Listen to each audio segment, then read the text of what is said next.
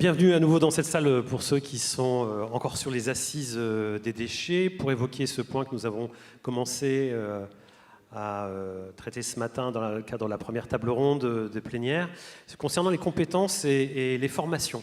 Donc l'idée derrière cette table ronde, c'est de voir comment on peut amplifier tout ce qui touche à l'économie circulaire, et pour pouvoir le faire, on a bien sûr besoin de personnes, de formations, d'établissements motivés pour le faire, et on verra qu'il y a aussi d'autres relais de terrain qui sont très intéressants à activer et qui vont pouvoir vous être racontés dans le cadre de cette table ronde. Déjà, pour commencer, un remerciement aux personnes qui ont préparé cette séance plénière, c'est-à-dire au pilote Thierry Meunier, qu'on retrouvera tout à l'heure en conclusion, président des Assises nationales des déchets, également Hélène Van Wes, qui est responsable des affaires sociales chez FEDEREC, et puis Pierre-Emmanuel Saint-Esprit, dont l'ombre va planer sur cette table ronde, puisqu'on ira sur la chaire économie circulaire de l'ESSEC, directeur économie circulaire chez Manutan. Voilà pour les personnes qui ont contribué à préparer cette table ronde. Un petit mot concernant le compte LinkedIn des Assises nationales des déchets. On vient de me dire qu'on était à 40 d'atteindre les 5000 followers, si j'ai bien compris. Donc, si vous avez un ordinateur, je vois qu'il y en a certains qui sont devant les écrans ou un téléphone, n'hésitez pas à aller sur LinkedIn, retrouver le compte des Assises nationales des déchets et à vous inscrire ou à contribuer. Ce sera juste pour pouvoir passer dans le cadre de ces 17e assises. Le cap des 5000, ce serait pas mal. Voilà, une fois ces informations données, si vous nous quittez en cours de route, ça peut arriver, n'oubliez pas vos badges, on a parlé de réemploi tout à l'heure. On commence déjà par cette table ronde, par évoquer le rôle des établissements publics, on le verra, d'enseignement, différentes solutions d'enseignement, et puis on va aller voir, je vous le disais, des syndicats de traitement de déchets qui font des choses très intéressantes. J'appelle donc 6 invités pour cette table ronde. On a avec nous Emmanuelle Ledoux, qui est directrice générale de l'INEC, Institut national de l'économie circulaire, qui est venu avec son sac à main, car il est important de ne pas perdre son sac à main. C'est un hommage, voilà, au couple Chirac. Alice Michaud, coordinatrice innovation circulaire au syndicat mixte Cyclades, qui va nous raconter un petit peu ce qui s'y passe, bien entendu. Lali Garrigue, que vous aviez vu hier matin, si vous étiez à l'ouverture des assises, pour nous parler de son travail, de sa thèse notamment. Elle est ingénieure génie civil et elle prépare une thèse qui sera bouclée en 2025, qui porte bien sûr sur l'économie circulaire, sinon nous ne serions pas là réunis. Félix Papier, merci d'être présent. Donc, vous êtes le professeur à l'ESSEC de la chaire économie circulaire, dont je viens de toucher un petit mot à l'instant. Et puis ensuite, Dominique Piton, qui est président de l'ABOCER. On en dira quelques mots évidemment, avec des formations qui sont créées, des formations qualifiantes. Et puis enfin, Serge Ponton de FEDEREC. Si vous voulez bien venir vous installer, alors vous avez un siège, vous n'aurez pas le choix des armes, sur le siège qui est à l'extrémité, pour nous parler donc de cette fédération professionnelle des entreprises du recyclage, de cette position de la fédération autour des enjeux de formation. Voilà, les présentations sont à peu près faites, mais elles vont continuer. Si vous le souhaitez, on a toujours le fil de discussion par SMS au 06 44 64 65 04, mais je crois que c'est écrit, voilà, tout en haut, là-bas. N'hésitez pas à contribuer. Et puis, si vous le souhaitez, on pourra aussi prendre des questions de la salle avec les micros disponibles. On le fera d'ailleurs. Voilà pour le topo. On commence peut-être avec votre vision, si vous en êtes d'accord, Emmanuelle Ledoux, concernant les risques de pénurie. On a parlé effectivement des enjeux d'économie circulaire ce matin, avec tous ces enjeux autour de la souveraineté, de nouveaux regards portés sur les déchets pour considérer ces déchets comme des ressources. Et on a évoqué en toute fin de table ronde le fait que ça allait être quand même un gap important, un vrai virage, et que pour cela, il va falloir faire un gros effort en termes de formation. Donc on a besoin de monde. Est-ce qu'on a des perspectives? Est-ce qu'on sait là où il faut porter l'effort? Alors déjà, merci beaucoup pour cette invitation. Après, je pense que comme on est sur une séance formation, on va commencer par faire l'appel. Donc on a la liste des participants. Vous allez vous lever à l'annonce de votre nom. En tout cas, merci pour tous ceux qui continuent jusqu'au bout de ces 2 jours. C'est vrai que c'est long, mais c'est vraiment intéressant de pouvoir avoir ces échanges collectivement. Alors effectivement, pour rester complètement dans la continuité de la première table ronde, Ce qu'on a permis de voir, c'est les enjeux en termes de transformation de notre modèle économique linéaire vers un modèle circulaire. Enfin, les adjectifs qu'on met derrière, c'est quand même, les termes d'ailleurs qu'on emploie sont quand même importants. Enfin, on parle de souveraineté, on parle de mur des ressources, on parle de risque pénurique, on parle de pénuries dans lesquelles on est déjà, on parle de sécurisation des approvisionnements. C'est pas des petits concepts. Et alors, peut-être petit bémol par rapport à ce qui a pu être dit d'ailleurs sur cette transition que vous avez formidablement fait à l'issue de la première table ronde pour parler un petit peu formation à l'issue de tout ça, en disant, et donc la formation, comment ça va aller? Et il y a eu une réponse un peu du genre, écoutez, au fond, on a toujours un peu su faire. La formation, c'est pas quelque chose de nouveau. Les questions des déchets, c'est pas tout à fait quelque chose de nouveau, donc on s'en sortira bien. Alors, je trouve ça toujours sympathique de voir le verre à moitié plein, hein, donc j'aimerais être complètement sur cette ligne. Je pense qu'on peut l'être, mais ça nécessite, au fond, une dimension d'engagement qu'on n'a peut-être pas encore. On sait tous que les sujets de formation sont essentiels, mais on les a peut-être pas mis au niveau où ils devraient être. Alors, je vais prendre peut-être plusieurs exemples pour étayer. Vous vous souvenez, il y a eu tout un projet de loi là, qui est bientôt en passe d'être validé sur les questions d'industrie verte. Quand on s'est lancé sur la partie, c'était une des 5 thématiques qui sous-tendait la réflexion sur ce projet avec des binômes qui travaillaient là-dessus. Et nous, là, quand on a fait les auditions avec pas mal d'autres, on a dit, mais c'est quoi les axes, quoi? On a dit, c'est les femmes, les vieux, les jeunes. C'est super. Enfin, je suis pour l'inclusion des femmes pour des raisons assez évidentes, des jeunes pour les mêmes raisons, les vieux parce qu'un jour sans doute peut-être moi aussi, mais globalement, il y avait quand même, on se rendait compte qu'on était quand même toujours peut-être au tout début d'une forme de réflexion sectorielle. Et nous, par exemple aussi, on a travaillé sur un sujet qui est le lien entre décarbonation et économie circulaire, en se rendant compte que déjà, on avait déjà du mal à regarder ce dont on allait avoir besoin comme ressources et comme effort en matière d'économie circulaire pour réussir notre trajectoire de décarbonation. Alors déjà, on n'a pas travaillé sur les ressources, mais alors on a encore moins, à ce stade, travaillé sur les ressources humaines. Et au moment où on parle, on est dans les débuts des débats, c'est pour ça qu'il y a encore un espace, un moment de réflexion, où on parle de planification. On est tous d'accord qu'il faut de la planification. Là, toutes les réponses qu'on a, on répond à des urgences. Il faut répondre aux urgences. La conjoncture, c'est important, mais enfin, la structure, c'est aussi ça qui doit nous guider. Et pour avoir des assises qui se répètent année après année comme ça, c'est vraiment cette vision de long terme qu'on est en train de construire collectivement. Et donc, au fond, cette idée peut-être de GPRH, de gestion provisionnelle des ressources humaines, sous contrainte de ressources, c'est de se dire, voilà, au fil des politiques qu'on est en train de construire, des transformations dont on a besoin, filière par filière, ça ne pourra pas être juste des réponses. Enfin, moi, j'ai regardé tous les projets autour de la table. C'est absolument génial ce qui est en train de se faire. L'ENR, c'est top. Le travail qui est fait à l'ESSEC, il est génial aussi. Enfin, il y a tout un tas. Enfin, globalement, ce qui est fait en matière de formation par les acteurs du secteur, c'est très, très bien. Mais il y a un besoin d'animation, de vision, et surtout pour être en capacité d'anticiper. Parce que c'est pas au moment où le problème se posera qu'on se dira, attendez, là, on a besoin de 1200 ingénieurs sur tel sujet ou de 3 ouvriers sur un autre. On va pas claquer des doigts, ils vont pas arriver tout formés, tout motivés. Déjà, ça c'est sur la partie globale des axes de formation, des quarts de formation. Deuxième chose, on en a quand même pas mal parlé au fil des ateliers, même ce matin, l'économie circulaire, c'est de la territorialisation. Donc il y a aussi cette réflexion sur des gisements d'étudiants, d'emplois, de cette réflexion. Donc voilà, c'est le côté peut-être le verre un petit peu moins plein, mais qu'on espère pouvoir collectivement remplir assez vite, de comment on anticipe au niveau national, au niveau territorial, des besoins de formation, parce que derrière les formations, on parle aussi de besoins de main-d'œuvre, de personnel, pour répondre à ces stratégies de décarbonation, ces stratégies d'économie circulaire, dont on l'a dit encore ce matin, c'est sauver la planète, c'est déjà un truc un peu sympa à faire, mais en plus, sauver l'économie. Donc franchement, ça mérite largement de se mobiliser.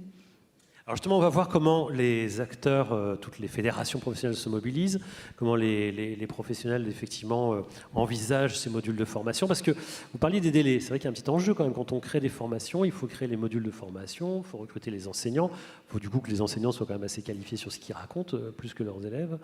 Donc il y a quand même vraiment des enjeux en termes de sélection des personnes qui vont enseigner. On va voir ce qui se passe du côté des professionnels, mais aussi de l'enseignement plus classique. Avec vous, Félix Papier, vous êtes à l'ESSEC, donc école de commerce connue, et il y a une chaire économie circulaire à l'ESSEC où normalement, jusqu'à présent, on apprenait plutôt à davantage faire consommer. C'est un peu le principe des écoles de commerce. Votre dernière affirmation, je ne peux pas confirmer. Merci beaucoup pour l'invitation à cette table ronde et ce sujet très stratégique de la formation des talents.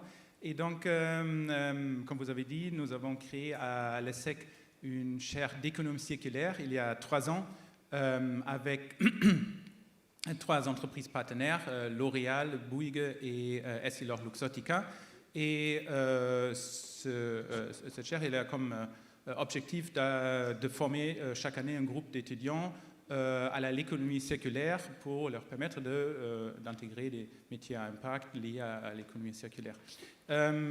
C'est un programme qui est très en lien avec le monde professionnel, donc les entreprises partenaires, les intervenants qui viennent.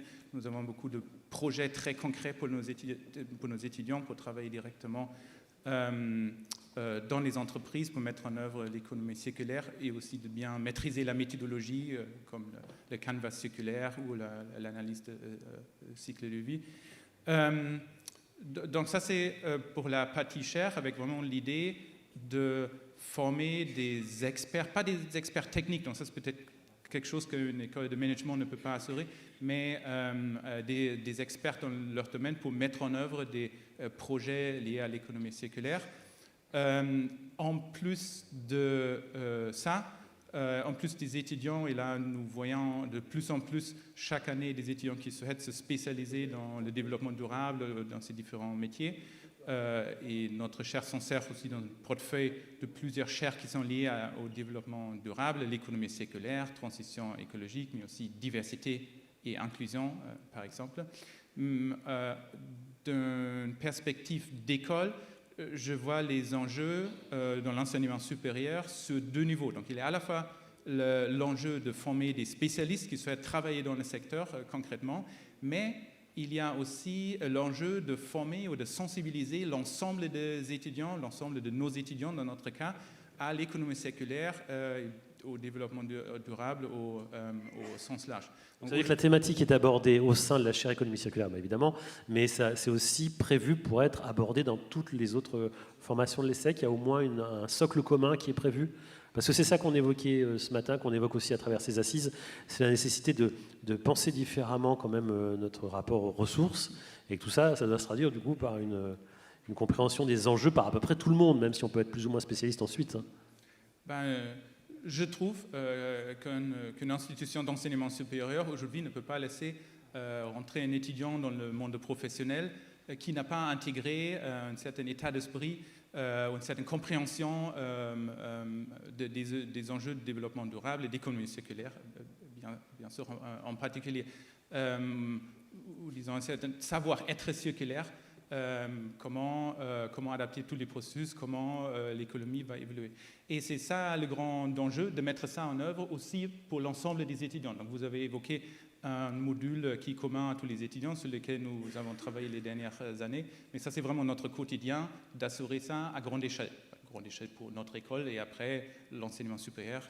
Oui, mais de toute façon, si votre école le fait, ça donne aussi un exemple à d'autres écoles de commerce. On sait qu'il y a une forte concurrence entre les écoles de commerce, donc normalement, ça devrait fonctionner. Donc, c'est donc une chaire qui a été créée il y a 2-3 ans. Ça dure 6 à 9 mois, la formation. Vous avez parlé de la sensibilité des étudiants. On peut monter sur pied des formations, encore faut-il qu'il y ait un intérêt après des étudiants pour suivre ces formations. Est-ce que vous avez l'impression aujourd'hui que cette proposition de formation, c'est un petit peu marginal par rapport à ce qu'on évoque au sein de l'ESSEC? Est-ce que c'est un peu la formation des écolos de l'ESSEC? Ou est-ce que c'est mainstream, on va dire, pour parler totalement français? Est-ce que c'est dans le courant principal des préoccupations des élèves aujourd'hui? Donc tout d'abord, si je regarde nos filières qui sont liées à des métiers à impact, comme j'ai dit, l'économie circulaire, mais aussi diversité d'inclusion, développement durable, d'autres sujets, c'est une population d'étudiants qui viennent à l'ESSEC pour ces sujets-là et qui se spécialisent dans ces sujets-là, qui est en forte croissance. Peut-être 5 à 10 ans, c'était une population, comme vous avez dit, marginale. Aujourd'hui, ce n'est plus une population marginale. Je ne dirais pas que c'est la majorité des étudiants dans les écoles de management, mais c'est une filière qui est très visible et qui regroupe, disons, je n'ai pas des chiffres exacts, mais disons 15-20% de nos étudiants qui se spécialisent autour de ces sujets-là. Alors, on va poser la question à une étudiante encore. Lali Garrigue, vous avez fait l'ouverture des assises de Nantes. On vient de parler de la sensibilité des jeunes. On a vu que sur les questions environnementales, dans les grandes écoles y compris, on a des jeunes qui se lèvent un petit peu, qui viennent protester, qui disent voilà, le système économique dans lequel vous nous emmenez, pour lequel on est fabriqué, on ne va pas forcément y aller.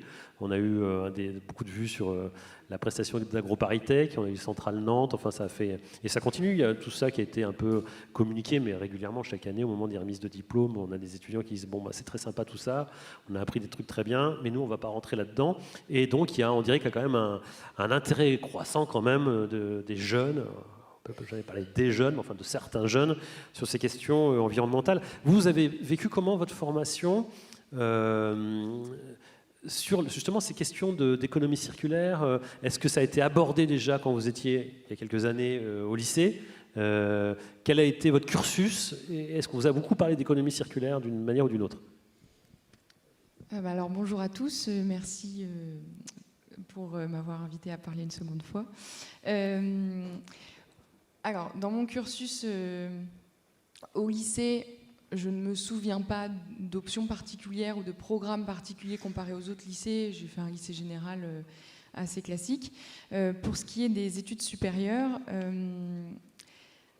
c'était dans les domaines des travaux. On sait qu'en termes de déchets, on est assez visé, étant donné les quantités qu'on a à gérer, que ce soit sur chantier ou même dans les décharges. Et dans les carrières, on est assez concernés. Nous, en tant qu'élèves, la formation qu'on reçoit et l'expérience que je peux partager aujourd'hui avec vous, elle est assez paradoxale. On avait, par exemple, des cours le matin qui nous disaient, c'est des cours magistraux sur comment fonctionne tel et tel matériau qui sont standardisés, qui sont toujours utilisés dans les bâtiments aujourd'hui. Et l'après-midi, on avait un cours justement sur l'environnement qui nous sensibilisait à sachez que les matériaux que vous utilisez aujourd'hui, c'est pas top. Il faut gérer vos déchets, vous ne pourrez pas les laisser comme ça. Quand vous allez déconstruire, il y a toute une méthode particulière, etc. Et aujourd'hui, ce qui est très intéressant, c'est que ça fait pas très longtemps, ça fait 2 ans que j'ai terminé l'école. Et l'école a déjà mis en place des cours qui permettent de venir justement synthétiser et qui disent vraiment des cours où on va avoir plus de cohérence, un cours qui va rassembler. Voilà ce que finalement, vous avez 2 cours qui se heurtaient un peu entre celui du matin et celui de l'après-midi auparavant. Oui, exactement. C'est ça. Et là, il y a une synthèse qui est proposée. Il y a une synthèse qui est proposée où on vous dit voilà ce qu'on fait, voilà ce qu'on peut faire, voilà où on va. Et c'est des cours qui sont un peu plus interactifs, qui peuvent être faits avec des projets, qui peuvent être faits avec des professionnels aussi qui viennent directement. Mais c'est vrai que en termes de professeurs spécialisés dans l'économie circulaire, dans le bâtiment et la construction, c'est des formations qui n'existent pas. Donc les professeurs, en fait, c'est des professionnels que les écoles viennent chercher sur les lieux de travail et qui viennent directement aux élèves. Et je pense que les élèves apprécient beaucoup cette transmission-là. Et cette transmission, elle permet aussi à l'élève d'échanger directement avec le professionnel et de voir et de se projeter dans un métier qu'on ne lui avait pas forcément exposé jusqu'auparavant. Jusqu'à présent, et de se dire ah oui, en fait ça existe un métier où je peux faire ça, ce qui me plaît. Quand on est jeune, toutes les possibilités sont ouvertes, donc on peut être sensibilisé à un sujet, se dire tiens, ça c'est intéressant, je vais creuser ça, quoi. Vous avez creusé quelque chose, on en parlera tout à l'heure, vous faites un doctorat en ce moment sur un sujet justement d'économie circulaire avec des options de recyclage pour des biomasses pour l'instant assez délaissées. Mais il y a une question pour vous, Alice Michaud, sur le fil SMS et la formation continue, notamment des personnels en déchetterie. Je vais vous poser la question, parce que vous êtes donc coordinatrice innovation circulaire au syndicat mixte Cyclades, donc c'est un syndicat qui va collecter, traiter les déchets, mais pas seulement, puisqu'il y a toute une antenne réflexion autour de l'économie circulaire, et plus que de la réflexion, vraiment des mises en pratique. Mais avant d'aller parler de tout ça, donc la formation continue, notamment des personnels en déchetterie. On entendait ce matin qu'on avait simplement des agents qui devaient maintenant trier les objets à l'entrée dans la déchetterie, mieux conseiller les personnes qui passent faire des dépôts. Qu'est-ce qui est fait chez vous pour la formation des personnels ? Bonjour à toutes et tous, et puis merci pour l'invitation. Donc pour répondre concrètement donc à cette question, donc effectivement nous on est un syndicat de déchets avec 150 salariés en Charente-Maritime et on essaie d'être innovant dans nos méthodes et de ne plus parler d'agents valoristes, agents de déchetterie, mais justement d'agents valoristes. Et c'est un changement sur de nombreuses années. Ça a commencé mais il y a maintenant 10 ans. Et on a beaucoup de collectivités justement qui nous demandent comment on fait pour passer d'un agent de déchetterie à un agent valoriste. Et la première chose, c'est que ça prend du temps. Et c'est du temps au-delà de la formation, c'est de la sensibilisation finalement. Leur expliquer qu'il va y avoir c'est un métier qui évolue et c'est positif, l'évolution de leur métier. Donc c'est donner du sens à leur métier. Et pour répondre à la formation continue, donc on va ouvrir, donc on n'a pas encore commencé, mais on est en travaux dans notre tiers-lieu, et à partir de janvier, nous allons avoir un campus cyclable, donc un lieu de formation. Et il y aura de la formation continue justement donc, sur la thématique économie circulaire, zéro déchet, mais aussi les métiers de collecte et de déchetterie. Et donc dans ce lieu-là, l'idée c'est que nous puissions transmettre l'expérience que nous avons, mais aussi faire venir le CNFPT ou d'autres acteurs qui pourront animer de la formation continue dans notre lieu. Donc c'est en développement justement, mais c'est pas encore opérationnel. Voilà, il y a une mezzanine qui est en train d'être fabriquée au niveau de votre grande halle qu'on verra tout à l'heure. On va être dithyrambique sur le Cyclade aujourd'hui, je préfère prévenir l'assistance, parce qu'en fait, c'est vraiment intéressant, c'est super intéressant. Vous faites plein de choses. Alors ça, c'est un petit peu autre chose, l'École nationale, on y reviendra tout à l'heure avec Fédérec. Ce qui est sûr, c'est que concernant Cyclade, vous êtes partis tous azimuts. Vous êtes partis dans plein de directions. Alors on pourrait se dire, bon, ils vont se perdre, ils vont effleurer les sujets, ça va pas être extrêmement concret. Mais non, vous êtes partis tous azimuts et à chaque fois avec des choses extrêmement précises et concrètes. Alors tous azimuts, je précise, vous êtes allés vers les écoles. Donc alors, on vient de parler des agents de déchetterie, mais aussi vers les écoles supérieures. On va y revenir. Vous êtes partis vers le multigénérationnel entre des artisans, des enfants. Vous êtes allés sur des secteurs précis comme l'agroalimentaire.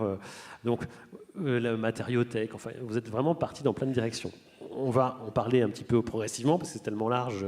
Voilà. On commence peut-être par les contacts avec les grandes écoles parce qu'on vient d'évoquer la sensibilité des jeunes diplômés. Qu'est-ce que vous faites en relation avec les instituts de formation supérieure ? Alors déjà pour contextualiser, donc on a une démarche, c'est vrai, très empirique. On part d'un constat, on a un service public, on a des établissements de formation supérieure sur notre territoire et on se rend compte au fil de rencontres que dans les formations, on apprend encore le fonctionnement du monde linéaire, de l'économie linéaire, et on se dit comment intégrer l'économie circulaire, mais de manière très concrète. On a un fonctionnement dans ce syndicat, justement, je pense que c'est notre différence. C'est un choix de nos élus d'être dans le pragmatisme. Et donc, on a des conventions avec 6 établissements de l'enseignement supérieur, donc un campus de l'agroalimentaire, un lycée du bois, mais on travaille surtout sur les formations Bac+2 et Bac+3, une école d'ingénieurs, une école de commerce et un campus d'innovation donc, qui accompagne des étudiants entrepreneurs. Et j'en oublie un dernier, si c'est 6. C'est pas grave, en tout cas, vous avez par exemple, sur le site, c'est déjà pas mal 5, moi je trouve. L'école du bois, par exemple, oui. Ils remplissent leur benne de bois de qualité, parce qu'on leur apprend à travailler tous les types de bois, qu'on a quelques budgets pour acheter du bois de bonne qualité. Résultat, les bennes sont remplies. Et à un moment donné, vous leur dites, mais ce bois-là, vous en faites rien exactement. Exactement, donc ils viennent nous voir. Donc ça vient plutôt de volonté d'enseignants qui ont envie de transmettre des valeurs et ils nous disent bon, bah, voilà, vous êtes un service public dans les déchets, donc vous avez des déchets, on aimerait voir vos déchets et essayer de travailler avec. Et en fait, mon collègue part à l'inverse en disant moi je vais venir dans l'école, vous avez des déchets vous aussi en fait.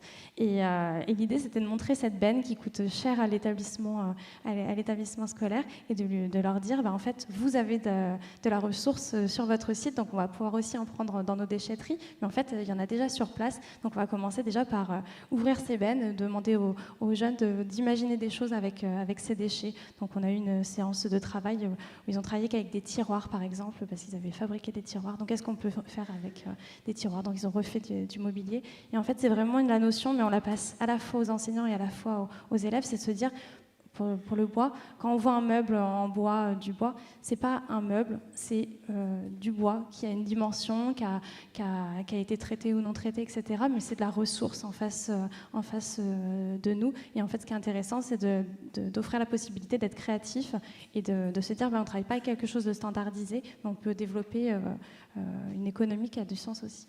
On nous dit sur le lien SMS, donc à Redon, il y a Noria qui propose tout un parcours de formation sur le réemploi qui concerne tout aussi bien les maîtres d'ouvrage, les architectes que les agents de déchetterie. Ce travail que vous avez fait avec les écoles, les instituts d'enseignement supérieur, vous l'avez fait aussi auprès des entreprises, notamment des artisans, et vous avez beaucoup plus de visites maintenant d'entreprises qui viennent voir ce que vous avez récupéré finalement. Et il y a une économie qui se met en place avec ça. On vient vous chercher des matériaux. Oui, tout à fait. Notre cœur d'activité au sein de Cyclab, c'est vraiment d'accompagner des entrepreneurs à créer leur activité économique à partir du déchet. Donc la formation est venue se greffer très naturellement.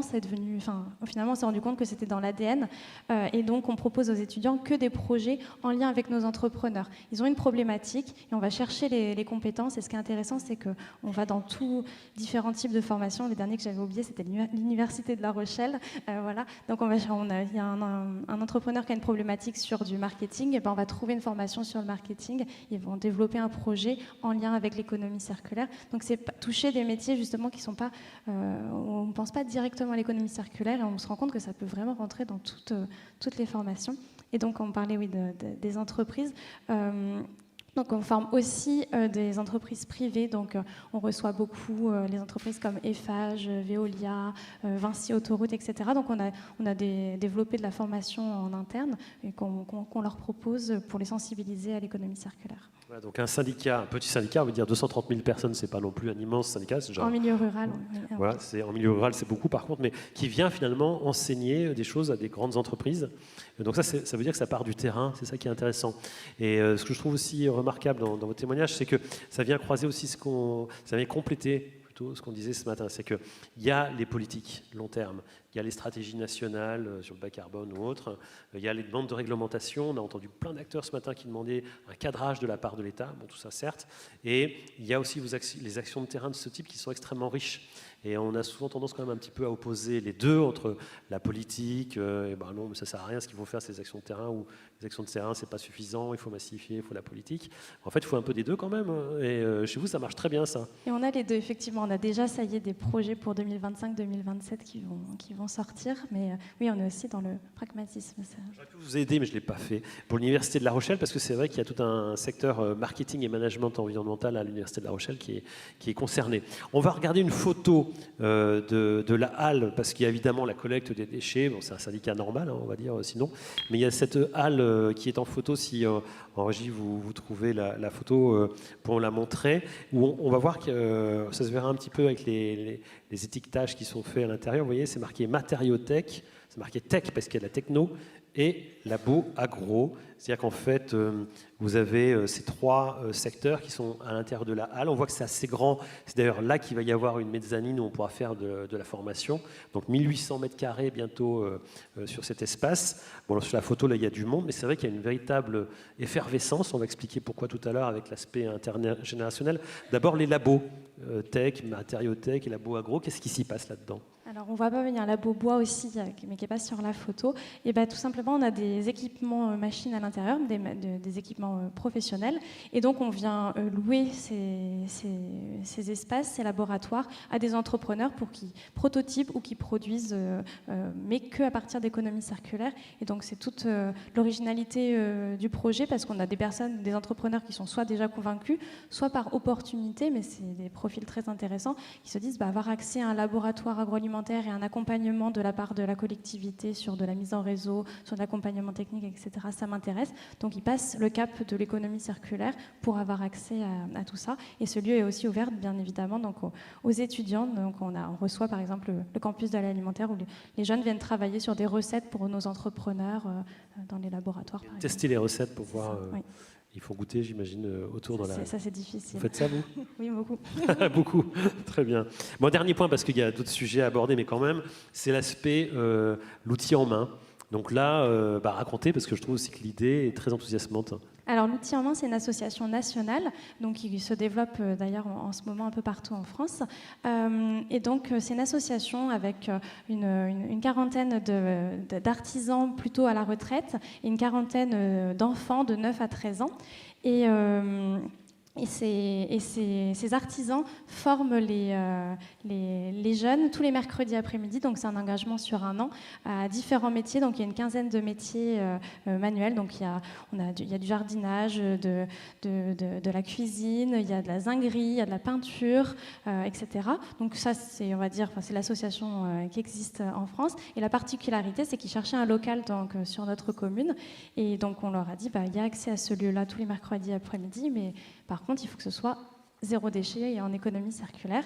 Donc ça leur a demandé un temps d'adaptation, de créativité. Et au final, ils nous ont dit, mais en fait, on est des artisans à l'ancienne et en fait, on travaille déjà, on garde toujours le petit bout de bois, le petit bout, on jette rien. Et en fait, c'est venu très, très naturellement, finalement.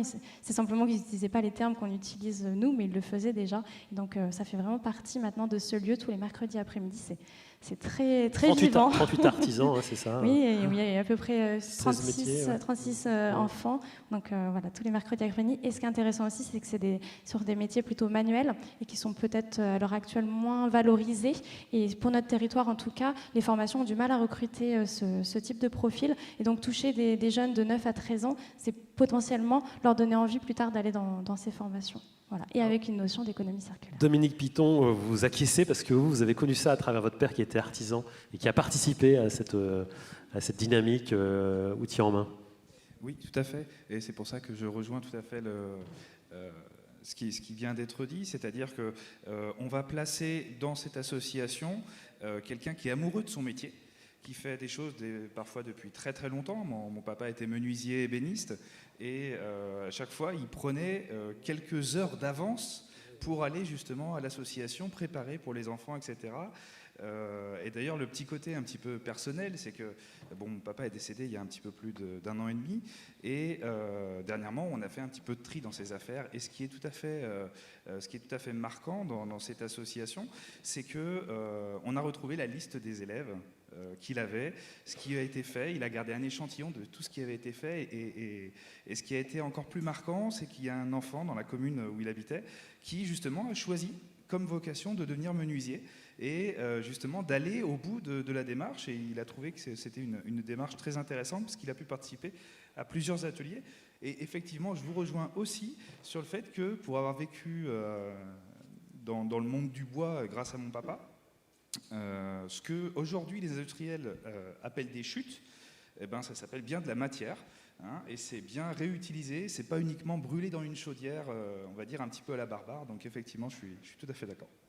Alors Dominique Piton, on vient de parler de ces aspects de sensibilisation qui sont majeurs, parce que je pense qu'un enfant qui a passé du temps avec un artisan ou retraité ou en activité, il en garde une trace, ça lui donne un rapport à la matière, peut-être aussi ça dans l'économie circulaire, c'est de retoucher la matière, de s'intéresser un peu plus à ce qui nous entoure, et on va avoir besoin, alors de monde, on le disait, ça c'est une évidence dans le cadre de l'économie circulaire, mais notamment de diagnostiqueurs PEMD. Alors, on va parler déjà du diagnostic PEMD pour rappeler ce que c'est faire un inventaire en fait, des matériaux. Racontez un petit peu qu'est-ce que c'est que ce diagnostic. Oui, alors déjà, pour ceux qui connaissaient, il y a encore quelques années, c'était le diagnostic déchets. Diagnostic déchets qui considérait en fait comment on allait pouvoir traiter, valoriser les déchets. Sauf que depuis maintenant un petit peu plus de 2 ans, oui, voilà. Depuis maintenant un petit peu plus de 2 ans, il y a une réglementation qui est sortie concernant l'économie circulaire et qui a transformé ce fameux diagnostic déchets, qui était vraiment à l'ancienne. Fédéric est là pour me confirmer. Il y a eu ce métier émergent qui a du coup été développé en partenariat avec Fédéric de diagnostiqueur PEMD. Ce diagnostic PEMD, il va permettre de faire notamment l'inventaire de l'ensemble des produits, équipements, matériaux et déchets qu'il pourrait y avoir sur un bâtiment. Ça s'applique principalement sur des bâtiments, donc ce qu'on appelle normativement des immeubles bâtis, pour pouvoir recenser un petit peu tout ce qui pourrait être notamment réemployable ou alors partir dans les différentes filières qu'on pourrait rencontrer sur un bâtiment. Voilà.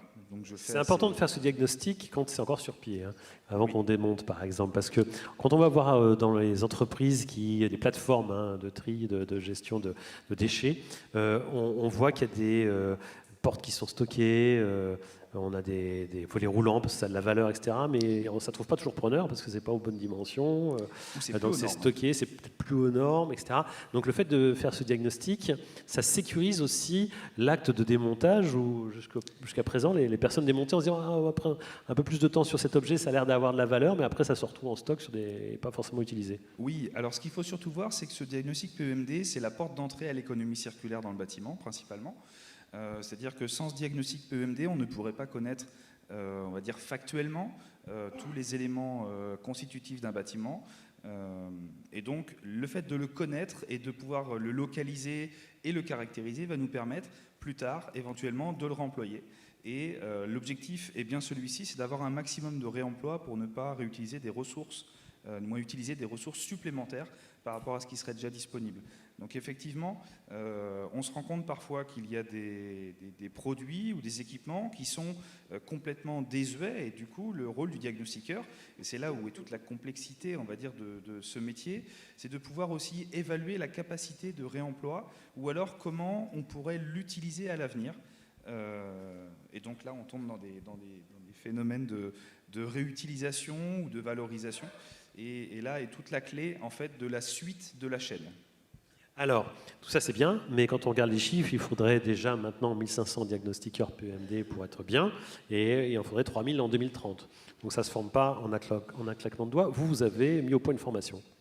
Oui, alors, comme je disais tout à l'heure, on a développé avec Fédéric, on a permis de mettre en avant le métier émergent de diagnostiqueur PEMD, et dans la foulée, on a justement déposé le premier titre professionnel de diagnostiqueur PEMD, donc qui permet justement de pouvoir, dans ce métier, pouvoir acquérir toutes les compétences et les connaissances pour être un bon diagnostiqueur, d'accord, puisque l'objectif n'est pas de former pour former, mais de former de manière qualitative. Si vous avez ensuite dans les ressourceries ou dans les différents points de collecte des matériaux ou des équipements qui ne sont pas réutilisables ou réemployables, par la mauvaise connaissance ou le manque de pertinence au niveau du diagnostic, en fait, c'est toute la chaîne que l'on va enrayer, que l'on va saturer, alors que l'usage prévu aurait peut-être pu être autre. Donc l'objectif, c'était vraiment d'avoir une formation qui soit certes complète, mais surtout de qualité. Serge Ponton, on a parlé de Fédéric. Je vous ai déjà commenté cette histoire de mise en place de formation de diagnostiqueurs PEMD. Alors c'est la première, bonjour à tous déjà, c'est effectivement une des premières formations qui a été mise en place au niveau de la fédération. On en a effectivement tout un tas. Le N2R dont on va parler est effectivement là pour, entre guillemets, donner le cadre de l'évolution de l'ensemble de ces formations. Moi je voudrais dire que je suis très content d'être venu déjà. Alors c'est pas de la forfanterie, parce qu'en fait j'ai appris deux choses. Déjà que les formations de l'école d'ingénieurs avaient évolué, parce que j'ai eu la chance de faire une formation à peu près similaire, et effectivement il y a une trentaine d'années on ne parlait pas de ça. Donc ça c'est déjà une bonne chose, ça veut dire qu'il y a déjà eu des évolutions.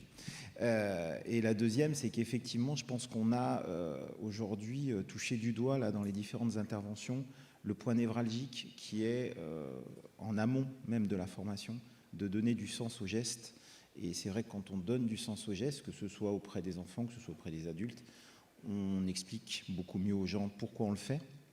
Et donc, du coup, ils le font en théorie un petit peu mieux. Donc, c'est vrai qu'aujourd'hui, je pense que ça fait partie des sujets centraux de l'évolution justement vers cette économie circulaire. Donner du sens au geste, expliquer aux gens pourquoi il faut le faire. Rapprochez un petit peu votre micro. Pardon, excusez-moi. Non, mais on vous entend quand même. Juste pour parler de la mise en place de l'école nationale de recyclage et de la ressource que j'ai cru voir apparaître tout à l'heure, donc qui s'appelle EN2R. Et ça, c'est important parce que là, on a évoqué plein de cas très importants de sensibilisation, de changement de vision de la part des écoles de commerce, par exemple. Mais il y a aussi un point sur le nombre de personnes à former. On sait qu'il va falloir former beaucoup de personnes. Et là, avec l'école, vous avez une ambition assez importante en termes de nombre de personnes concernées. Alors c'est vrai qu'aujourd'hui, on a une ambition, nous, sur 5 ans, de former 16 000 personnes. J'y mettrai en relation avec la table ronde qui a eu lieu tout à l'heure, dans laquelle le président de la CME donnait effectivement le nombre d'employés qui travaillaient autour des métiers de l'environnement et pas uniquement auprès de notre fédération. Notre fédération, c'est à peu près 32 000, 33 000 salariés sur à peu près 2500 entreprises. La fédération, la confédération, donc la CME qui regroupe donc Fédérec, la FNAD et le SNEFIT, c'est 155 000 personnes qui travaillent, on va dire, autour de l'environnement et du déchet. Et donc plus particulièrement pour ce qui concerne Fédérec, autour du recyclage, puisque c'est effectivement un petit peu l'ADN de notre fédération. Donc par conséquent, effectivement, aujourd'hui, notre ambition, c'est sur les 5 prochaines années de former environ 16 000 personnes, 8 000 correspondant à peu près à, on va dire, le renouvellement, hein, la fin de vie professionnelle d'un certain nombre de nos opérateurs et donc le renouvellement de ces nouveaux opérateurs, avec cet objet qu'est le N2R qui doit nous permettre effectivement de les qualifier mieux, de les qualifier plus, et de les amener vers effectivement un diplôme potentiel. Ça aussi, c'est quand même très important, surtout dans le monde actuel. Et la deuxième chose, c'est effectivement de former le développement futur de nos activités. Donc tout à l'heure, on parlait effectivement de perspectives. Notre fédération a travaillé justement sur les perspectives d'évolution de nos activités et de ce que devrait devenir nos métiers demain, donc avec des évolutions technologiques, mais aussi avec effectivement des évolutions matières et des multiplications de tonnage qui vont rentrer sur nos sites, avec des matières différentes, voire les mêmes, mais aussi des un peu plus complexes. Et donc tout ça, effectivement, ça nous amène à ces 8 000 emplois supplémentaires. À quoi il faut les former, ces personnes? Parce qu'effectivement, il y a un renouvellement de génération, il y a des personnes qui partent en retraite, l'augmentation d'activité, mais en même temps, les métiers changent. Hein. Forcément, on parle de transition, c'est pas que dans les mots. Il y a quand même des socles, mais il y a quand même des choses sur quoi il faut les former? Quelles sont les notions importantes? Je rebondirai sur le verre à moitié vide de tout à l'heure. Chez nous, il était déjà bien rempli. C'est-à-dire qu'en fait, on avait déjà cette habitude de formation de nos équipes. Comme je disais tout à l'heure, une entreprise qui fait du recyclage, quand elle fait rentrer quelqu'un dans son entreprise, elle est obligée de lui expliquer ce qu'il faut qu'il fasse. Sinon, ça ne marche pas. Enfin, voilà, si effectivement on n'explique pas à la personne ce pourquoi il fait son travail, effectivement, c'est difficile de bien lui le faire faire. Donc la formation, elle était déjà un petit peu dans nos gènes et elle était déjà un petit peu dans le gène de nos entreprises. Le N2R va apporter, j'allais dire, à la fois le cadre, la structuration et, comme je disais tout à l'heure, potentiellement les diplômes qui vont avec, et l'évolution de nos métiers, qui effectivement est très importante, puisque la technologie, on se rend compte qu'en l'espace de 20 ans, nos métiers ont déjà beaucoup évolué, la technique a complètement changé, les centres de tri, alors si on parle de centres de tri, hein, c'est avec un grand C, ça a été complètement transformé, changé. Je veux dire, aujourd'hui, on a des outils avec du tri optique, on a de l'intelligence artificielle qui rentre à l'intérieur. Tout ça, aujourd'hui, c'est effectivement du pilotage de machines plus que du tri manuel qui pouvait être le geste de tri, on va dire, qu'on apprenait à nos trieurs il y a quelques années.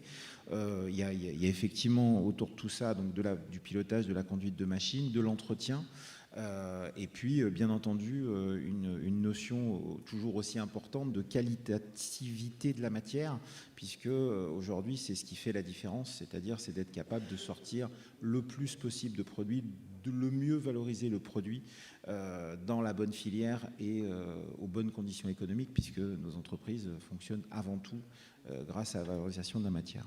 Donc une école qui va rayonner nationalement grâce à un partenariat avec le réseau AFPA. Tout à fait. Ça, c'est un point important. Donc 16 000 en 5 ans, vous disiez, donc ça va plus de 3 000 par an. C'est ça. Donc c'est comme une ambition. On en est où là? Alors on a démarré le 3 avril, hein, on a coupé le ruban le 3 avril. À l'Homme, on a ouvert effectivement la première école du recyclage. Une deuxième va arriver d'ici la fin de l'année en région Rhône-Alpes-Auvergne, au nord de Valence. Et puis on ambitionne effectivement de s'appuyer sur les 155 écoles entre guillemets AFPA potentielles. Alors on ne va pas en déployer 155, c'est pas ça l'idée. L'idée c'est effectivement d'apporter auprès de chacune de nos entreprises et de nos adhérents, mais aussi d'autres entreprises qui ne sont pas forcément adhérentes de Fédérec, mais qui font des métiers similaires aux nôtres. Donc effectivement, on va retrouver aussi, pourquoi pas, des gens qui travaillent dans des ressourceries ou dans des centres de valorisation. Ces formations plus, soit avec des plateaux mobiles, donc ça c'est un des objectifs de déploiement, soit pour aller un petit peu plus, on va dire, dans la technique du métier, avec tout ce qui est technologie nouvelle, c'est-à-dire les casques virtuels, c'est-à-dire les simulateurs, pour pouvoir effectivement former les gens sur du CACES spécifique, puisqu'effectivement, les CACES que nous, on peut avoir dans nos métiers ne sont pas forcément les mêmes qu'on va retrouver dans l'ensemble des activités. Je prends toujours cet exemple, mais parce que c'est quand même le plus parlant. Un bon pelleteur chez nous, enfin tout au moins un bon grutier ou un bon pelleteur, enfin quelqu'un qui sait manipuler un engin du type pelle ou grue, c'est pas forcément le même que celui qui va creuser des trous dans les TP, puisque parce qu'il faut qu'il repère depuis sa cabine ce qu'il faut faire avec sa pelle, et comment on va manipuler les matériaux. Tout à fait. Donc ça c'est un point important. Qu'est-ce qu'il faut pour avoir une vision qui intègre aussi la demande des salariés? On a vu l'intérêt des jeunes, certes, mais enfin il faut proposer des salaires. Il y a la question aussi du renouvellement intellectuel. Qu'est-ce qu'on va proposer? Sûrement que tout ce qui est simulateur, ça va jouer pour beaucoup dans le côté attirant de ces métiers, mais il va y avoir des variations dans ces métiers. A priori, ça va bouger régulièrement. On parlait de variation de flux ce matin, ça va avoir des impacts sur les pratiques, sur les métiers. Tout à fait. C'est bien d'ailleurs l'objectif de cette formation continue qui va être mise en place, puisque l'objectif derrière tout ça, derrière cette école, c'est pas uniquement d'arriver à un diplôme et de rentrer dans l'entreprise et de ne plus jamais refaire de formation. C'est au contraire de pouvoir avoir accès en continu à la formation. Nos entreprises en sont tout à fait conscientes et elles ont effectivement vu l'intérêt et l'enjeu des perspectives futures que peuvent être la formation continue et l'évolution technologique, comme je le disais tout à l'heure. On ne sait pas exactement comment encore, mais on sait que dans les 5-10 prochaines années, des nouvelles machines vont arriver, des nouveaux outils vont sortir, et donc tout ça, ça nécessitera avec parce qu'on ne travaille pas seul, hein, on travaille aussi avec nos fournisseurs sur ces formations qui peuvent être effectivement évolutives avec l'évolution de la technologie. Ce que je vous propose, c'est qu'on mette un petit peu plus de lumière dans la salle, que vous leviez la main si vous avez envie de prendre la parole pour intervenir, et de cette manière de vous saisir un micro.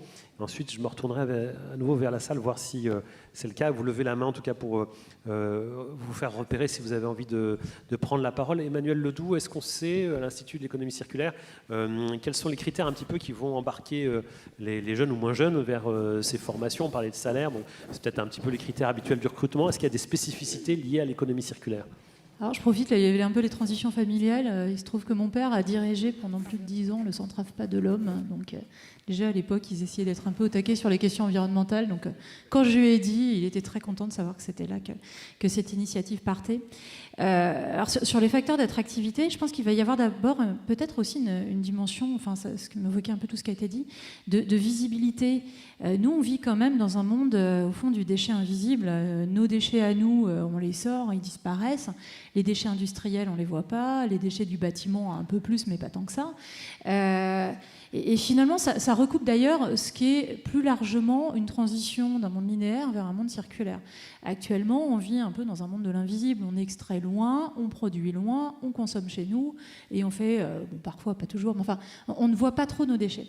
L'idée de l'économie circulaire, c'est finalement d'extraire ou de valoriser, mais beaucoup plus, enfin voilà, c'est exponentiel, c'est des métiers qui vont et qui doivent exploser.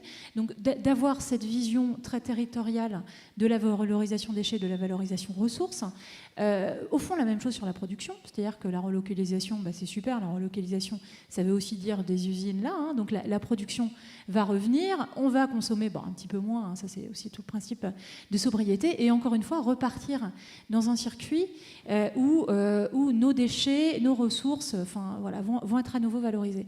Et donc là, cette transition qui est pas si anodine que ça, d'un passage à une forme de visibilité de l'ensemble de ces dynamiques, pour moi, ça peut être aussi un facteur d'attractivité. C'est un facteur compliqué en termes d'acceptabilité, très clairement, ça on peut le dire de temps en temps sous cette forme, mais ça va aussi faire qu'on va voir ça. Et donc, vous évoquiez tout à l'heure la compréhension du geste, c'est aussi le fait de contribuer à un circuit que jusqu'alors n'est pas forcément dans nos sujets. Juste un petit point là-dessus, parce que vraiment, j'y pensais avec ce que vous disiez. On dit parfois que le moment où on décide de réparer, c'est pas le moment où un appareil est cassé, mais c'est au moment où on achète. On n'achètera pas le même lave-linge ou le même manteau si on est décidé à le réparer au moment où il va y avoir un problème. Et là, c'est un peu ça. On est dans une transformation complète, l'éco-conception, où finalement on va penser le déchet dès la conception de l'objet. Et ça, cette transformation, pour moi, c'est le gros sujet de l'attractivité. C'est-à-dire que ces métiers du déchet, ça devient des métiers, ça a été très bien dit, de création et finalement de transformation de notre économie. Serge Ponton, vous vouliez réagir, je crois, et puis il y a une question pour vous par SMS. Je voulais rebondir sur le propos de la visibilité. On a, alors, vraisemblablement de notre côté, dans nos entreprises, de temps en temps oublié d'ouvrir les portes, ce qui n'est plus le cas aujourd'hui. C'est-à-dire qu'aujourd'hui, on a effectivement une vraie volonté d'accès à nos métiers pour que effectivement l'ensemble des gens découvrent. Pour ce long, ne nous mentons pas, il y a encore effectivement énormément de difficultés de la population à accepter d'avoir à proximité de chez elle des centres de traitement. On le voit, là où ils sont situés, c'est pas forcément à proximité de quelque chose. Hein, et je pense, alors je n'ai pas les statistiques, mais je pense aujourd'hui à quelques projets, alors, certains sur lesquels j'ai acté, mais même d'autres aujourd'hui qui sont effectivement frappés de recours pour des raisons qui finalement sont essentiellement des raisons, on va dire, de potentiel bien-être, mais en réalité pas plus que ça. Donc ce côté un peu NIMBY, qui était un peu le mot en vogue il y a une vingtaine d'années, la Not in my backyard, ça veut bien dire ce que ça veut dire. Et je pense on veut bien que ça soit recyclé, mais pas juste à côté de chez soi, ça fait de la poussière, c'est un peu de bruit, etc. Voilà. Et je pense qu'effectivement, là aussi, il y a un travail à faire, parce que quelque part, à un moment donné, si on veut relocaliser, il va bien falloir qu'à un moment donné... Et c'est aussi la perspective qu'on a sur ce qu'on fait. On se rend compte aujourd'hui que les salariés sont quand même très touchés par l'impact de leurs actions, pour une grande partie d'eux-mêmes. Donc si on comprend mieux ce que fait l'unité dont vous parlez et quelle vertu elle a, elle sera peut-être un petit peu mieux acceptée, parce qu'on saura à quel point c'est important pour notre bien commun. Voilà. Il y a une question pour vous, le N2R, quel niveau d'entrée ? Est-ce que c'est un seul niveau ? Est-ce que c'est multiniveau ? Il faut quel niveau de qualification pour entrer dans votre école ? Alors, tout niveau, puisque effectivement, l'objectif, on est en partenariat, on ne les a pas cités, avec l'OPCO 2I, l'Université du Mans, donc l'AFPA aussi, et effectivement, on forme à tous les niveaux finalement, du plus bas niveau, puisqu'en gros... On attaque avec des gens qui n'ont pas de formation jusqu'à... voilà, c'est le principe. C'est assez pragmatique. C'est vraiment les formations mises en place. Oui, Laly Garrigue, vous vouliez réagir. Et puis ensuite, je crois qu'il y a quelqu'un qui a quand même levé la main dans la salle.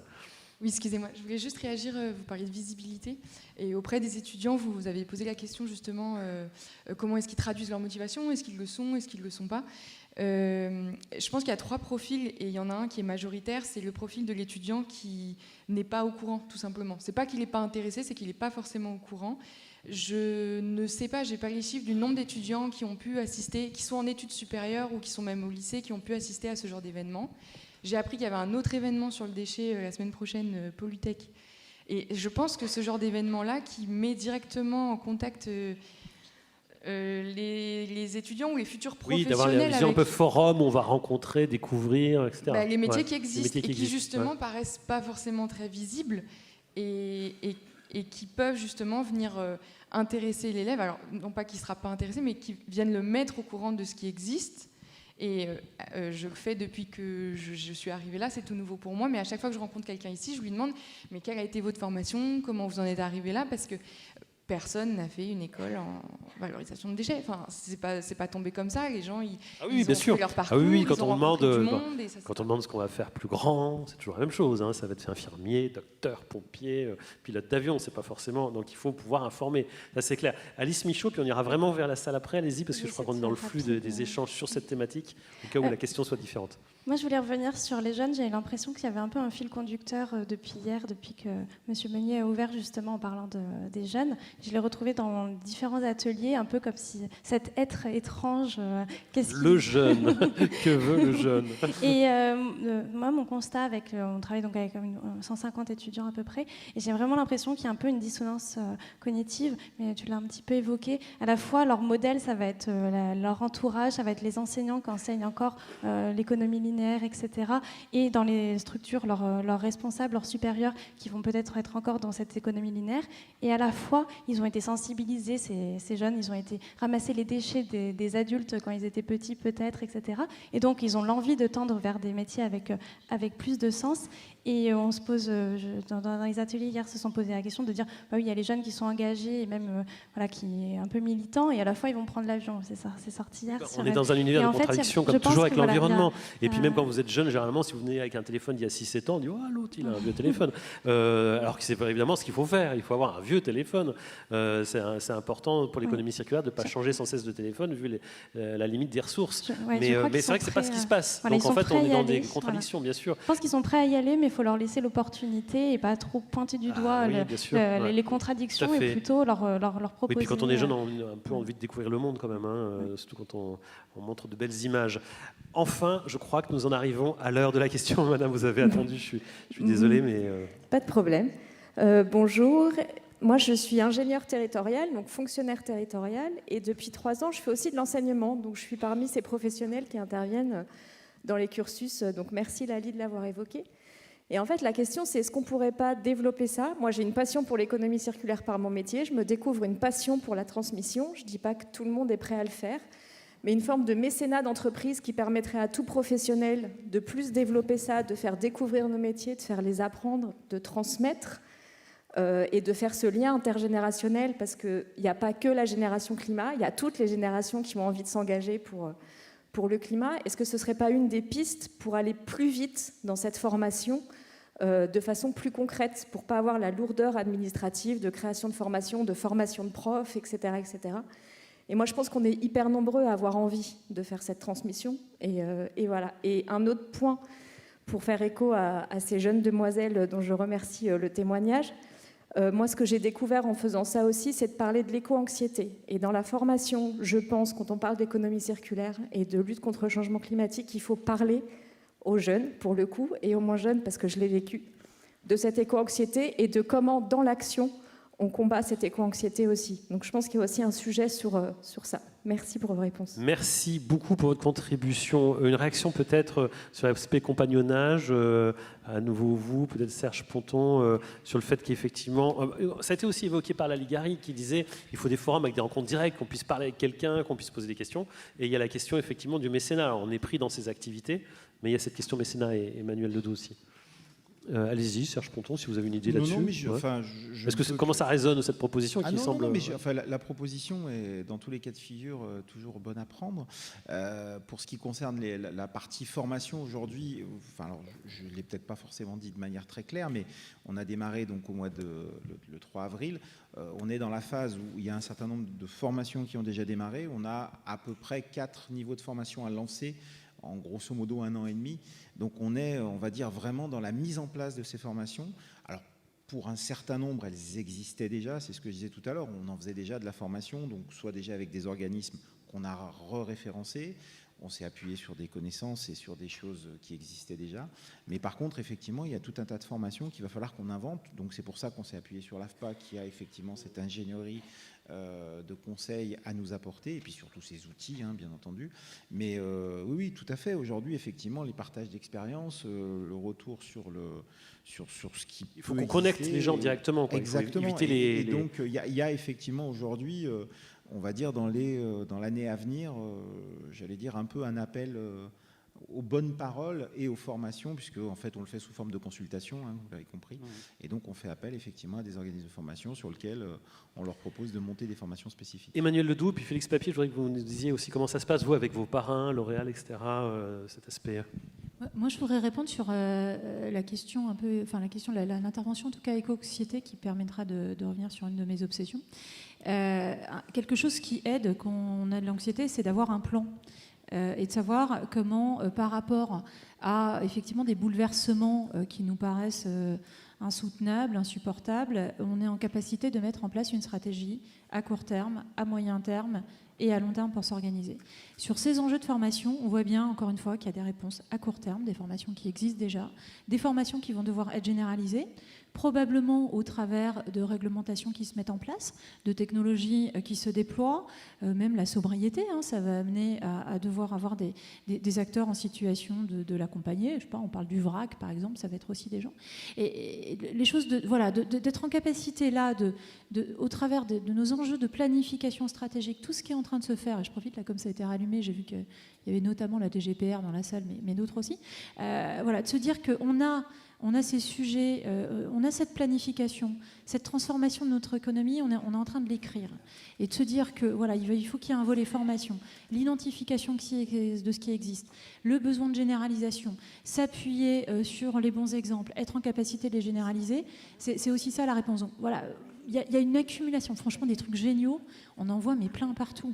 Et comment on va réussir à, au-delà d'avoir de l'expérimentation qui marche, d'avoir au fond un système fonctionnel, je pense que c'est... Une société qui se réorganise en fait, c'est une société qui se réorganise autrement et qui se reconstruit autrement. Et c'est vrai que c'est pour ça qu'il faudra l'éducation nationale à un moment. Il y avait une demande, c'est vrai qu'on n'a encore pas trop parlé de l'éducation nationale, il y avait une demande de micro ici, le temps que le voyage se fasse. Félix Papier, comment ça se passe, vous, votre compagnonnage entre les entreprises marraines de la chaire économie circulaire? Juste pour très vite rebondir sur l'éco-anxiété, en fait, à l'ESSEC, nous nous sommes rendus compte de l'éco-anxiété, surtout quand nous avons introduit des modules de formation autour du changement climatique, surtout avec des populations en première année, que par exemple, après avoir fait la fresque de climat, ou aussi pareil avec la fresque de diversité, que ça crée une vraie anxiété parmi les étudiants. Et comme ça a été dit dans la salle, et vous qui êtes ici, ce qui nous a semblé le meilleur moyen, c'est de mettre les étudiants en action et surtout transmettre l'idée qu'ils peuvent être acteurs et qu'ils peuvent vraiment changer quelque chose par rapport à ça. Et même certes, si on est déjà très avancé dans la destruction de la planète, ils peuvent encore faire quelque chose. Alors ça, c'était un premier point. Et après, il y a cette question du lien direct qu'on établit ou pas entre les besoins et les formations. Alors évidemment, il y a les programmes de formation qui sont faits pour ça, mais il y a aussi les rencontres qui sont absolument déterminantes pour comprendre ce qui se passe quand on est un élève et pour pouvoir bien se projeter. Oui, donc ça c'est par exemple un des principes de notre chaire, ce sont des rencontres avec le monde professionnel. Ce sont des rencontres, mais aussi des actions du travail très concrets. Donc, personnellement, je suis convaincu que le meilleur modèle pédagogique est d'avoir un enchaînement de théories, d'enseignement dans la salle de cours de discussion, mais aussi d'aller sur le terrain, de faire concrètement travailler sur un projet, concrètement travailler avec une entreprise et d'après revenir dans la salle de cours, après aller encore une fois sur le terrain, etc.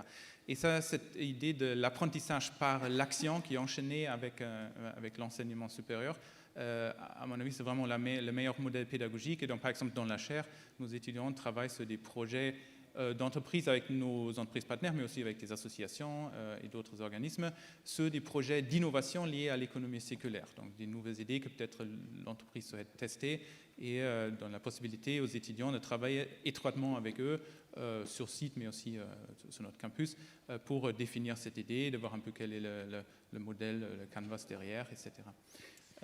On a une question sur SMS. Pourquoi l'éducation nationale n'est pas représentée dans la table ronde? On parle bien de former les jeunes. Une explication très simple, c'est qu'ici, aux assises, on a 7 chauffeuses, pas 8. Et plus sérieusement, non, sinon il faudra poser la question à Thierry Meunier, le président des Assises, qui va venir conclure et qui est le pilote de cette séance plénière. Monsieur, vous vouliez, faut qu'on y pense, on va en parler. Vous vouliez justement intervenir pour poser une question ou une remarque. J'aurais en fait exactement 3 questions pour Matières Premières Énergie Média. Je vous signale au passage qu'on organise le 8 novembre à Paris, à l'Hôtel de l'Industrie, une journée spéciale sur l'innovation dans le recyclage, pour la 2e fois. Alors, ma première question serait, quid de la gestion des risques dans le contexte de ces formations, que ce soit à l'EN2R, où j'ai eu la chance d'aller le jour de l'inauguration, ou bien à l'ESSEC, parce que finalement, dans les milieux du recyclage de l'environnement, il y a beaucoup de risques humains, industriels, de sécurité. Deuxième question, alors vous me direz qui peut répondre après. Quid de la question de l'insertion? Le recyclage, et en particulier les petites entreprises du recyclage, mais aussi, je crois, les grands groupes, ont inséré des quantités de personnes qui étaient vraiment en difficulté, enfin, qui étaient en fin de droit. Et quand vous allez dans des centres de tri, vous rencontrez beaucoup de personnel qui sont sauvés, finalement, qui sortent d'une période d'inactivité. Et ça, je trouve ça quand même vachement intéressant. D'abord de le dire, ensuite de le favoriser, mais comment ça se favorise? La dernière question, ça serait peut-être plus pour Emmanuel Ledoux.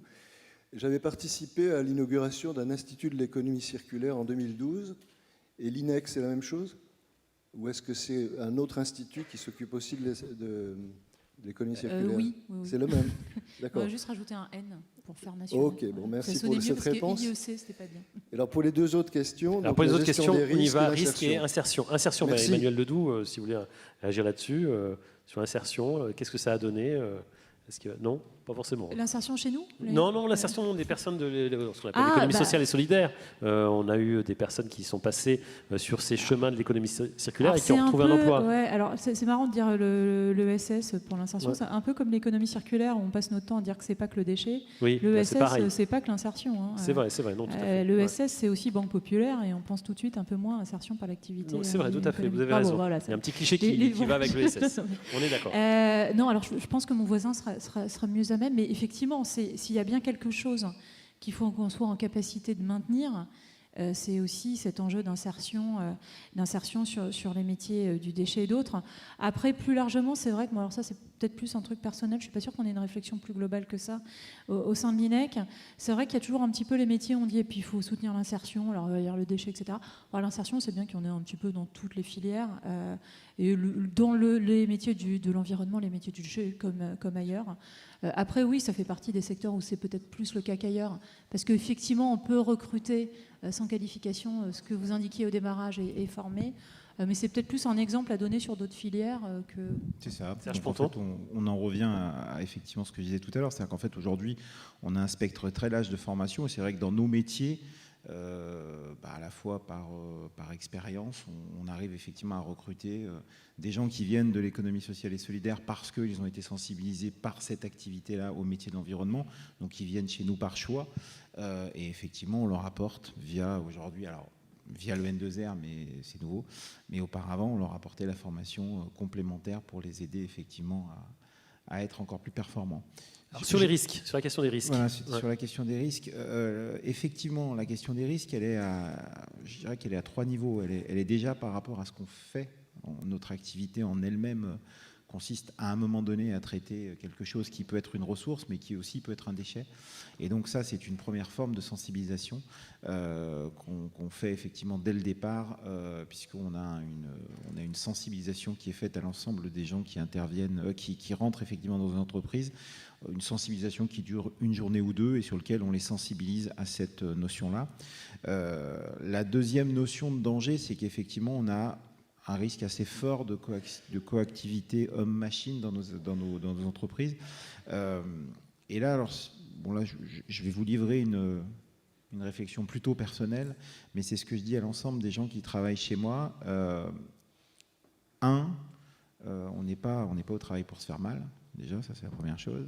Et 2, le danger, en fait, il faut que tout le monde en soit conscient. C'est un peu comme le recyclage, il faut le répéter, il faut le dire, il faut le rabâcher. Effectivement, quand on a, même si on met effectivement toutes les sécurités nécessaires sur nos sites, et c'est le cas, mais à partir du moment où on met des machines et des hommes dans un même lieu, effectivement, il y a un risque. Et il faut en être conscient que à la fois les gens qui sont à pied ou les piétons, enfin bref, voilà. Il y a aussi la matière qu'on manipule, il y a les fers à béton. Enfin, et alors après, derrière, effectivement, la troisième chose, c'est qu'on a des matières qui, effectivement, de par leur manipulation, peuvent effectivement devenir dangereuses. Et là encore, c'est pareil, on rejoint le deuxième point. Il y a aussi une sensibilisation des gens au danger, entre guillemets, même de la manipulation de la matière. Félix Papier, vous vouliez réagir? Justement, sur la formation aux gestions de risques, c'est certainement très loin d'être parfait, mais dans la formation au management, chez nous, mais aussi dans d'autres écoles, nous avons commencé à intégrer le devoir de vigilance et comment intégrer les risques environnementaux et humains et sociaux dans la gestion des risques de l'entreprise que nous avons toujours enseigné. Et je pense que ça va se structurer encore beaucoup plus dans les prochaines 5 années, maintenant avec la loi qui est à l'horizon, la loi sur le devoir de vigilance au niveau européen et déjà la loi en France depuis 2017. C'est vraiment quelque chose qui prend de l'ampleur et qui donne un cadre réglementaire auquel nous, en tant qu'école, nous devrions nous adapter. Puis c'est vrai, quand on manipule des matières recyclées, de fait, parfois on manipule aussi des matériaux de l'ancien monde, c'est-à-dire là où on autorisait des produits qui ne sont plus autorisés aujourd'hui, avec des risques sanitaires. Donc ça, c'est important. Et ça ira, on parlait de traçabilité ce matin, avec les enjeux de traçabilité, d'avoir des gisements qui sont clairement identifiés pour pouvoir mettre en sécurité les salariés. Dominique Piton, vous vouliez peut-être réagir à ce point. Et puis aussi, il y a une question, je crois, qui vous concerne un petit peu, qui a été posée sur le fil SMS.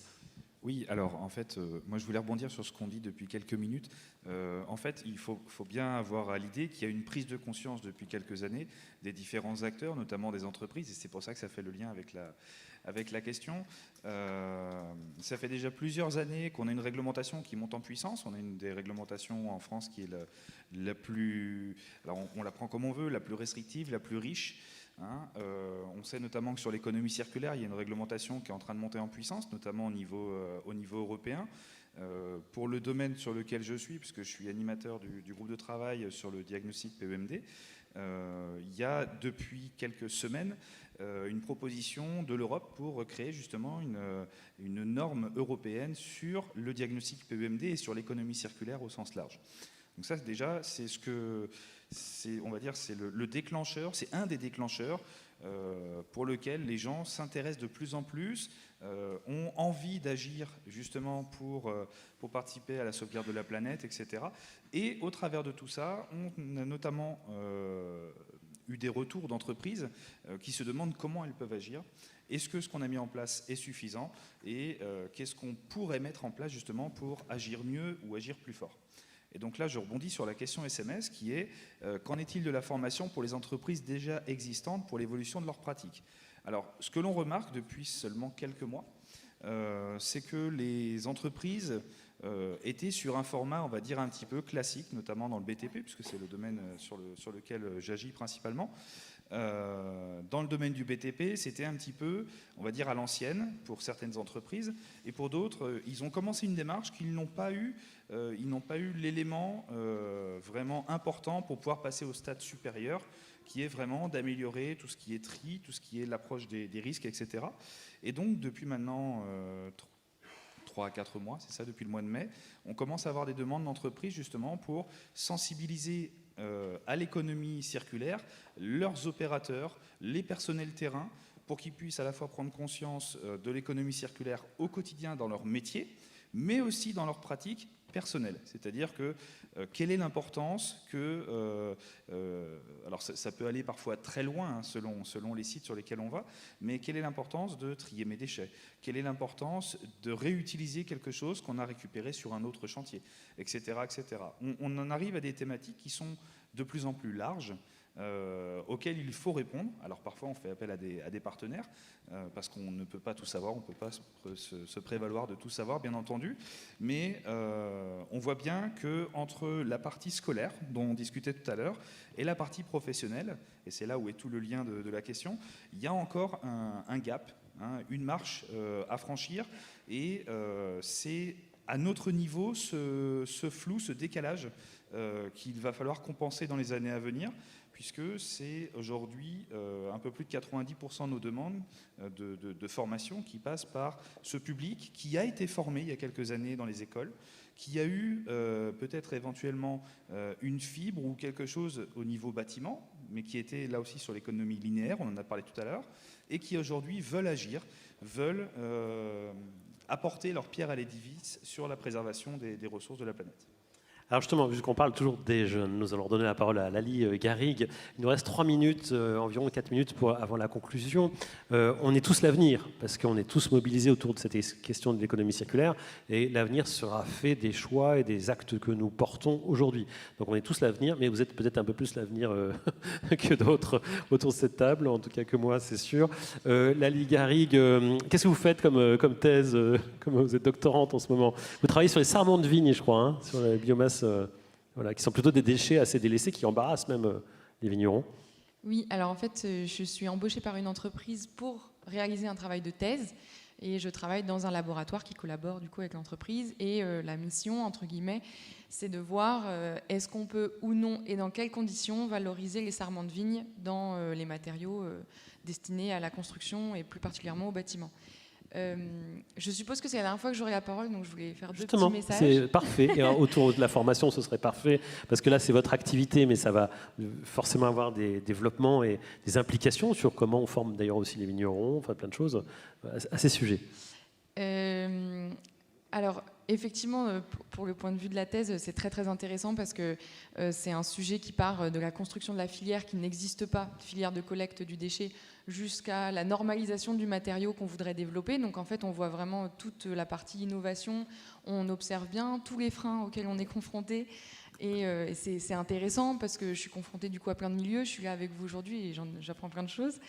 Et je voulais aussi profiter de ce temps pour dire que la thèse CIFRE, c'est vraiment un joli moyen de former les jeunes, non seulement à l'innovation, mais en plus en les professionnalisant, parce que vous les avez avec vous, vous les encadrez. Voilà, je parle aux entrepreneurs évidemment, ou aux collectivités. Vous les encadrez, vous les avez avec vous, c'est vous qui donnez le chemin, et ils s'investissent à 100% sur un projet pendant souvent ces 3 ans. Et je trouve que c'est un très très bon moyen qui n'est pas suffisamment largement communiqué. Ouais. Toutes les thèses sont intéressantes, mais c'est vrai qu'en plus, dans votre domaine, il y a le lien direct avec l'activité, et ça va pouvoir peut-être aussi aider à trouver des développements, des perspectives aussi de recrutement et autres. Oui, c'est ça. Et les élèves, moi je participe à des événements où on discute avec les nouveaux élèves qui rentrent dans l'école. La thèse, c'est encore, c'est tordu, je suis dans un garage à manipuler des potions, c'est pas ça du tout, on est au contact de plein de monde, et on n'est pas seul. Alors oui, on a un projet où on est censé travailler seul, et c'est nous qui devons avancer, mais voilà. Et un autre tout petit message, du coup, c'est très important du coup d'intégrer toutes les notions d'économie circulaire pendant les études supérieures, pendant le lycée aussi, ce serait bien, sur la vie professionnelle des élèves, mais aussi dans la vie de tous les jours. Il faudrait aussi que tous les jours, on fasse preuve d'économie, de gestes qui sont en relation avec l'économie circulaire. Et je trouve qu'il serait important que toutes les structures de formation soit dans le même sens, qu'elles aient des engagements un peu des DRS, parce qu'il faudrait qu'il y ait une cohérence entre ce qu'elles enseignent aux élèves et la façon dont elles se comportent. Vous acquiescez, Alice Michaud, et vous aurez le mot de la fin. Vous acquiescez totalement. Hein. C'est ça qu'il faut faire. Prenez un micro et puis vous avez la conclusion oui, tout à entre fait. vos mains. Dans nos conventions de partenariat, on est revenu d'ailleurs, on a ajouté des avenants sur les 6 conventions, parce qu'on a fait un constat, c'est qu'on enseigne aux étudiants, ils ont des projets en économie circulaire, en innovation, etc. Et tout simplement, là, on reste un syndicat de déchets et le tri n'était même pas mis en place dans les établissements. Et donc, on a fait le choix de dire, on n'ira pas plus loin sur les projets avec vous si en fait on ne commence pas par la base. Vous êtes rude quand même, vous. Quand même. Oui, non, il faut une cohérence. On s'est dit qu'il fallait une cohérence dans ce qu'on enseigne et dans ce qu'on montre. Et en fait, ça s'est mis en place tout naturellement. Donc voilà, même les gobelets réutilisables, etc. Oui, donc c'est moi qui ai le mot de la fin. C'est vous qui avez le mot de la fin, hein, absolument. Vous avez le micro, vous allez le garder jusqu'à la fin. Alors, si Alors, j'ai par contre, la fin, c'est à peu près maintenant. D'accord. C'est juste D'accord. petit... Alors, si je peux juste conclure, oui, je pense que l'avenir, c'est de développer l'économie circulaire dans toutes les formations et pas que celles liées aux déchets. Vraiment, dans tous les métiers, on peut intégrer la notion d'économie circulaire. Et c'est ensuite laisser l'opportunité, je pense, à ces personnes qui se seront formées, même si elles vous évoquent des choses qui vous parlent pas parce que vous, justement, vous n'avez pas eu l'opportunité de découvrir ces notions-là. Et c'est laisser l'opportunité à ces nouvelles personnes de concrétiser leur vision. Voilà. Merci beaucoup, c'était très très intéressant. Merci Alice Michon, Serge Ponton, Emmanuel Ledoux, évidemment Félix Papier, Dominique Piton pour ces interventions.